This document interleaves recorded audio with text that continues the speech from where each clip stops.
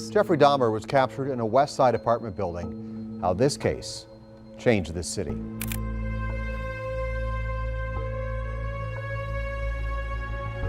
And tomorrow, a man named Ted Bundy was going to die in Florida's electric chair. Serial criminals have fascinated us for decades, as their atrocious crimes have left a permanent mark on society. Well, I'm not an expert. I'm not an authority. I'm someone who has been a murderer for almost 20 years. In this video, we'll be looking at the top 15 worst serial killers in history. Instead of ranking them by the number of victims, we'll examine the gruesome and depraved ways they carried out their murders and their blatant disregard for human life. We do hope you're ready. Number 15. Robert Berdella. Robert Berdella, also known as the Kansas City Butcher, was an American serial murderer who operated in Kansas City during the 1980s. Berdella was a sadistic criminal known to have taken the lives of at least 6 men between 1984 and 1987 using brutal torture methods. He often targeted young Caucasian men who were either sex workers or acquaintances of his. Once he had them in his house, he would drug them with alcohol, sedatives, or animal tranquilizers and restrain them to a bed in his basement with piano wire. Over a few days to several weeks, Berdella would torture his victims in various ways, including electric shock, beating with various instruments, and sodomy. He also applied window caulk to their ears, bleach to their eyes, drained cleaner into their vocal cords, and gouged their eyes. He documented the process with a camera and kept a detailed log before eventually taking their lives, usually with a plastic bag. After their deaths, he would dismember the bodies and leave them inside trash bags to be picked up by garbage collectors. He occasionally kept body parts, wallets, and IDs as trophies. In March 1988, Berdella abducted his last victim, Chris Bryson, and imprisoned him in his basement, just like his previous victims. While Berdella was away at work, Bryson made a daring escape by jumping from a second-story window. Berdella died on October 8, 1992, of a heart attack while serving a life sentence without the possibility of parole. Number 14. Delphine LaLaurie. Madame Delphine LaLaurie was an American socialite born around 1775 in New Orleans to an Irish family. She married physician Leonard Louis Nicholas LaLaurie in 1825, and in 1832 she had a 2-story mansion built at 1140 Royal Street, where she lived with her husband, 2 daughters, and enslaved people. However, between 1831 and 1834, LaLaurie tortured and mistreated enslaved people, and at least 12 enslaved people died in her care. The crimes came to light in April 1834 when a fire broke out in the LaLaurie residence, revealing the horrible mutilation and torture. Bystanders found 7 enslaved people mutilated and suspended in the quarters. LaLaurie had a sadistic streak and was known for her cruel treatment of enslaved people, despite being concerned about their health in public. She was also a wealthy woman and a prominent member of New Orleans society. The rumors surrounding the discovery of the enslaved people have muddied the facts throughout the years, but a few details remain true. First, the locals found the enslaved people in the attic, and second, they had been tortured. Uncorroborated reports from eyewitnesses claim that at least 7 enslaved people were beaten, bruised, and bloodied to within an inch of their lives, with some having their eyes gouged out, skin flayed, and mouths filled with excrement before being sewn shut. Although LaLaurie and her husband fled New Orleans after the fire, it is unclear what happened to her afterward. Despite a plaque commemorating the events and the house's status as a popular tourist attraction, the location of LaLaurie's final resting place remains a mystery. Number 13. Fritz Honka. Friedrich Paul Fritz Honka was a German serial criminal who operated in Hamburg's red light district during the early 1970s. He was responsible for the deaths of at least 4 women who were all sex workers. Honka worked as a night watchman for Shell, and his crimes occurred between 1970 and 1975. Honka's modus operandi was to strangle his victims, dismember, and hide them in his apartment or attic. He did this with all his victims, 3 whose disappearances were not reported to the police. When other tenants reported unpleasant smells from Honka's apartment, he used pine-scented perfume blocks to mask the odor. Honka's victims were explicitly chosen from the red light district, where he would frequent bars and brothels. He targeted women who refused to have sex with him or who were not passionate enough during sexual encounters. Honka had a history of failed marriages due to heavy alcohol consumption, and when very drunk, he would vent his aggression on women. He had a squint and a speech impediment, making him stand out. To get rid of the stench, Honka torched the flat, but firefighters noticed mummified remains among the ashes, and police were called. Initially, he confessed to the murders but later withdrew his statement, claiming not to remember anything. He claimed he took the lives of his victims in court because they mocked his preference for oral coupling over straight coupling. Honka was found guilty of 1 count of murder and 3 counts of manslaughter, and was sentenced to 15 years of imprisonment in a psychiatric hospital. Due to his chronic abuse of alcohol, his diminished mental capacity was considered a mitigating factor. He was released from prison in 1993 and spent his last years in a nursing home under the name of Peter Jensen, passing away in a Hamburg hospital on the 19th of October, 1998. Number 12. Amelia Dyer. Amelia Dyer is considered one of the most notorious murderers in British history. She operated as a baby farmer during the Victorian era, a practice that was prevalent at the time. Baby farmers would adopt unwanted children for a fee, promising that the children would be well taken care of, but in reality, many were mistreated and even murdered. Dyer, who had training as a nurse and a midwife, assured clients that children under her care would be given a safe and loving home. However, this couldn't have been further from the truth. Dyer allowed children to die from starvation and neglect, and when that wasn't enough, she resorted to giving them mother's friend, an opium-laced syrup that would quiet them as they suffered through starvation. Eventually, she even moved on to faster methods of murder for the sole purpose of increasing her profit. It wasn't until an infant's body was found in the Thames and traced back to one of Dyer's many aliases, Mrs. Thomas, that authorities began to investigate her. When they searched her residence, the smell of human remains was overwhelming, although no bodies were found. Dyer admitted to just 1 murder, but experts believe that she may have killed anywhere between 200 to 400 children based on the timeline of her activities. Amelia Dyer was ultimately hanged on June 10, 1896, for her crimes. Despite only being convicted of 1 murder, her actions represent a dark period in British history. Number 11. Randy Kraft. Randy Kraft, also known as the Scorecard Killer, was a serial criminal and sexual predator who primarily targeted young Caucasian men and teenage boys in their late teens to mid-20s. He often picked up his victims from gay bars, hitchhikers, or runaways. Kraft's crimes took place in California during the 1970s and 1980s, and his victims were among the many bodies found near highways. While initially believed to be the work of a single serial criminal dubbed the Highway Killer, it was later discovered that Kraft was one of 3 perpetrators, the others being William Bonin and Patrick Kearney. Kraft's modus operandi included biting his victims and inserting objects such as socks. Many of his victims were also found barefoot, which led some to suspect that he had a foot fetish. Kraft was caught in May 1983 when the California Highway Patrol pulled him over for driving under the influence. A deceased man, Terry Gambrell, was found in the back seat of Kraft's car. Further investigation revealed tranquilizers, prescription drugs, and pornographic photographs of young men, many of whom were deceased. Kraft's home was also searched, where more evidence and his scorecard was found. Kraft's scorecard listed his victims by strange nicknames related to their locations or personal habits. He was charged with 16 murders, including a previously unidentified John Doe nicknamed Airplane Hill.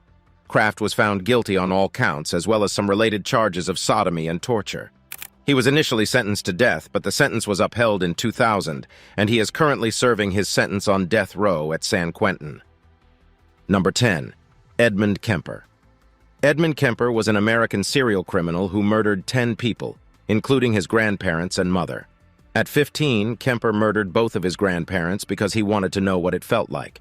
He was released at 21 and began picking up female hitchhikers in his car, equipped with tools for his murderous desires. He initially let these women go, but he soon began slaying them. His first victims were Mary Ann Pesci and Anita Lucchesa, 2 Fresno State students. Kemper had intercourse with them after taking their lives. He continued his spree, targeting 4 more women, and disposed of parts in various locations, earning him the nickname Co-Ed Butcher. In April 1973, Kemper murdered his mother and her friend, Sally Hallett. After an unpleasant exchange, Kemper attacked his mother, striking her with a hammer and dismembering her body, as he did with the rest of his victims. Kemper then hid his mother's body parts and called her friend, inviting her to the house before taking her life. Kemper was charged with 8 counts of first degree and went on trial in October 1973. He was found guilty of all charges and sentenced to 8 concurrent life sentences. When asked by the judge what he thought his punishment should be, Kemper said he should be tortured to death. He is currently serving his time at California Medical Facility in Vacaville. Kemper's early signs of trouble and his troubled relationship with his mother were evident before his crimes spree. Despite his psychological issues and doctors' recommendation that he not live with his mother, Kemper moved in with her after his release from prison. Number 9. Ted Bundy. Ted Bundy was an American serial criminal who committed heinous crimes in the 1970s. Ted's last defense team member, attorney Polly Nelson, called him the very definition of heartless evil. He kidnapped, sexually assaulted, and took the lives of many young women and girls, and finally confessed to 30 murders committed in 7 states between 1974 and 1978. However, the actual number of his victims may be significantly higher. Bundy had a charming personality and was physically attractive, which he used to his advantage to gain the trust of his victims and society. He would approach women in public areas, pretending to need help or impersonating an authority figure. He would trick them into being led away, knock them out, and take them elsewhere to sexually assault them before taking their lives. Bundy would often return to the bodies of his victims to perform sexual acts. He kept the heads of at least 12 of his victims as souvenirs in his apartment. In 1975, Bundy was arrested and jailed in Utah for aggravated kidnapping and attempted criminal assault, becoming a suspect in many unsolved homicides across several states. Facing murder charges in Colorado, Bundy escaped twice and committed further assaults in Florida, including 3 murders, before being recaptured in 1978. He received 3 death sentences in 2 trials for the Florida homicides and was executed at Florida State Prison in Rayford on January 24, 1989. Number 8. Andrei Chikatilo. Andrei Chikatilo, also known as the Butcher of Rostov, was a notorious serial criminal from the former Soviet Union. From 1978 to 1990, he terrorized the country by sexually assaulting, mutilating, and murdering at least 50 women and children. In 1992, he was convicted of 52 counts of murder and sentenced to death. Chikatilo's usual method was to approach vulnerable young runaways and homeless children, trick them into following him to an isolated spot, and then take their lives by stabbing or strangulation. He would then go on to violently mutilate their bodies. Shockingly, Chikatilo later revealed that the only way he could achieve sexual pleasure was through murder. He also targeted adult women working as prostitutes. Ultimately, Chikatilo confessed in great detail to 34 murders and eventually admitted to 22 more that investigators had not connected to him. He was charged with 53 counts of murder in 1992, and he was found guilty of 52 of them. 2 years later, in February of 1994, Chikatilo was executed for his unspeakable crimes with a single gunshot to the head. Number 7. Lawrence Bittaker and Roy Norris. Lawrence Bittaker and Roy Norris, also known as the Toolbox Killers, were 2 American serial criminals and sexual predators who committed the kidnapping, sexual assault, torture, and murder of 5 teenage girls in Southern California over 5 months in 1979. They became known as the Toolbox Killers because most instruments used in their crime square items customarily stored inside a household toolbox, such as pliers, ice picks, and sledgehammers. Bittaker and Norris kidnapped the teens, some of whom were walking home or hitchhiking at the time, and drove them to local mountains where they would torture, sexually assault, and murder them. The girls ranged from 13 to 18 years old, and in addition to their horrific torture techniques, the men recorded some of their sessions for amusement. They were only caught after Norris told another former inmate about their devious exploits, who then told the police, leading to the pair's arrests. Norris eventually testified against Bittaker after pleading guilty to all charges in exchange for prosecutors not seeking the death penalty against him. A Los Angeles County jury convicted Bittaker of 5 counts of murder and 5 counts of kidnapping and other charges, sentencing him to death on March 22, 1981. As California avoided executions for decades, Bittaker died in prison in 2019. Norris was sentenced to a term of 45 years to life and passed 2 months later. Number 6. Richard Cottingham. Richard Cottingham operated in New York and New Jersey from 1967 to 1980. He was dubbed the Torso Killer for his gruesome habit of dismembering his victims and leaving only their torsos behind. One of his most heinous crimes involved dismembering 2 prostitutes in a motel room, taking their hands and heads with him, and setting the room on fire. Cottingham was eventually caught in 1981 after being seen fleeing from an attempted murder. Although he was convicted of only 6 murders, Cottingham claims to have committed between 85 and 100 murders. His confirmed crimes resulted in 9 convictions and 8 confessions under non-prosecution agreements, leading to multiple life sentences in New Jersey prisons. Cottingham had a disturbing modus operandi, often targeting female sex workers in their late teens to mid-20s. He would approach them in bars, drug them, and take them to remote locations, typically motels, where he would bind, gag, torture, and stab them before strangling them. He would sometimes remove and dispose of his victims' heads and hands to avoid identification. Cottingham also took trophies, such as jewelry and personal items belonging to his victims. 4 survivors testified against him, resulting in 3 convictions and 1 acquittal. Number 5. Dennis Nilsen. Dennis Nilsen was a Scottish serial criminal and necrophile who took the lives of at least 12 young men and boys in London between 1978 and 1983. He was found guilty of 6 counts of murder and 2 of attempted murder and was sentenced to life imprisonment on November 4, 1983. The original recommendation was for him to serve at least 25 years, but in December 1994, it was changed to a whole life sentence. Nilsen was later imprisoned at Full Sutton Maximum Security Prison. Nilsen's crimes occurred at 2 North London addresses where he lived between 1978 and 1983. He would deceive his victims into coming to these addresses and strangle or drown them. After each murder, Nilsen would bathe and dress the victim's body, which he would keep for extended periods before dissecting and disposing of the remains, either by burning them in a bonfire or flushing them down a toilet. Nilsen became known as the Muswell Hill Murderer for his crimes in the Muswell Hill area of North London. He passed away on May 12, 2018, at York Hospital due to a pulmonary embolism and a retroperitoneal hemorrhage after undergoing surgery to repair an abdominal aortic aneurysm. Number 4. Jeffrey Dahmer. Jeffrey Dahmer, also known as the Milwaukee Cannibal or the Milwaukee Monster, was an American serial criminal and sex offender who murdered and dismembered 17 men and boys between 1978 and 1991. Dahmer's crimes were horrific, involving necrophilia, cannibalism, and the permanent preservation of body parts.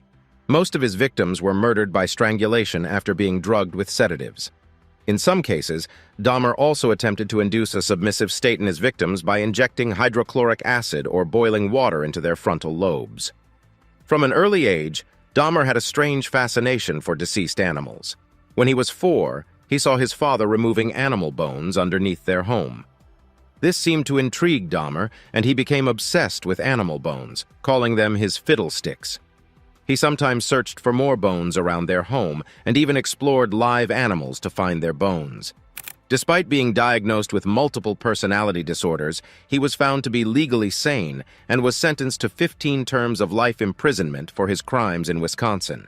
He received an additional life sentence for a homicide committed in Ohio.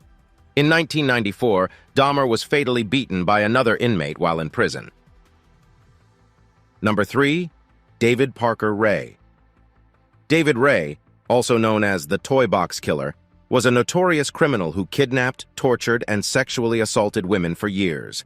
Although he was never convicted of murder, he was accused by his accomplices of taking the lives of several women, and it's believed he may have murdered as many as 60 women. He created a mobile torture chamber, a semi-trailer which he named his Toy Box, that was soundproofed and equipped with instruments for sexual torture.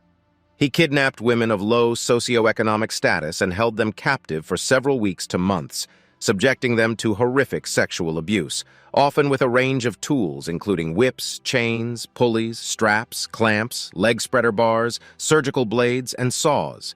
Ray even built his own electrical generator, which was used to shock his victims. It is suspected that Ray had help from accomplices, including women he was romantically involved with and even his own daughter. He would then administer drugs to make them forget what had happened before abandoning them by the side of the road. Ray had a mirror mounted in the ceiling above an obstetric table to which he strapped his victims and wooden contraptions that immobilized them while he had his dogs and sometimes other friends take advantage of them. He played an audio tape recording of his voice for his victims whenever they regained consciousness. In 2001, he was convicted of kidnapping and torture and received a 224-year sentence. However, he died of a heart attack soon after his convictions in 2 cases. Number 2. Luis Garavito. Luis Garavito, also known as the Beast or Goofy, is a Colombian serial criminal, sex offender, pedophile, and necrophile who confessed to sexually assaulting, torturing, mutilating, and murdering between 100 to 400 minors, mainly young boys, in the western Colombian region in October 1999. He began his heinous crimes in the autumn of 1980 by torturing and sexually assaulting minors aged between 6 and 16. It is estimated that he had raped and tortured at least 200 minors before he committed more crimes on an additional 189 minors in Colombia from the 4th of October 1992 to the 21st of April 1999. He also took the lives of 4 more children in Ecuador during the summer of 1998. Garavito targeted children from humble backgrounds, using gifts to lure them away to secluded spots where he would sexually assault and torture them for prolonged periods. He would disguise himself and offer work for money to prevent suspicion. Satanic rituals were incorporated into the murders, and Garavito's sexual climax would coincide with decapitating the child. Garavito was apprehended on the 22nd of April 1999 for attempting to assault 12-year-old John Ivan Sabogal sexually, and remained under suspicion for several months until he finally confessed on the 28th of October 1999. He was sentenced to 1,853 years and 9 days in jail for all his crimes. Garavito is confirmed to have murdered at least 193 minors in Colombia and Ecuador, making him the most prolific serial killer in modern history.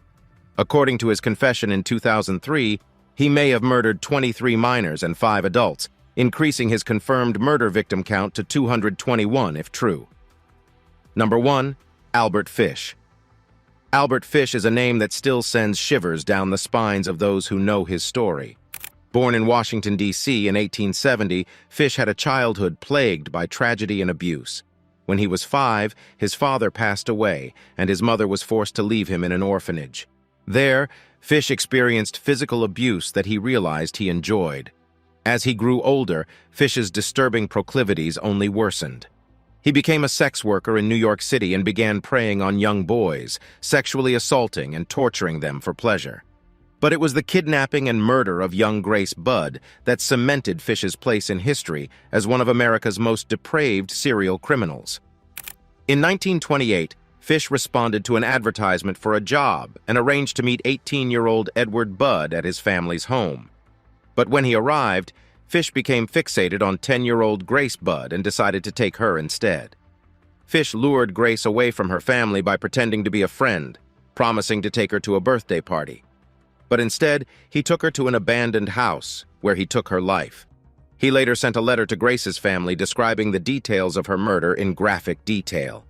Despite his crimes, Fish managed to evade justice for several years, but a slip-up in the form of an anonymous letter to Grace's parents ultimately led to his capture. After the arrest, Fish admitted to a few other murders, one of 9-year-old Frances McDonnell, who never returned home after a day spent playing catch with friends. Fish also confessed to the murder of 4-year-old Billy Gaffney via a letter to his lawyer. Fish was found guilty and sentenced to death by electrocution, a punishment he willingly accepted. After Fish was put to death, his lawyer stated he had final words from Fish, amounting to nothing more than handwritten notes. The lawyer refused to read them, stating, "I will never show it to anyone. It was the most filthy string of obscenities that I have ever read." Of all the twisted and disturbed individuals to ever walk the earth, these serial criminals are right up there. Their crimes are a chilling reminder of just how dark and depraved human beings can be, and it's hard not to feel a sense of fear and unease when we hear about them. That being said, we hope this video was interesting for you. Thank you for watching, and we'll see you in the next one.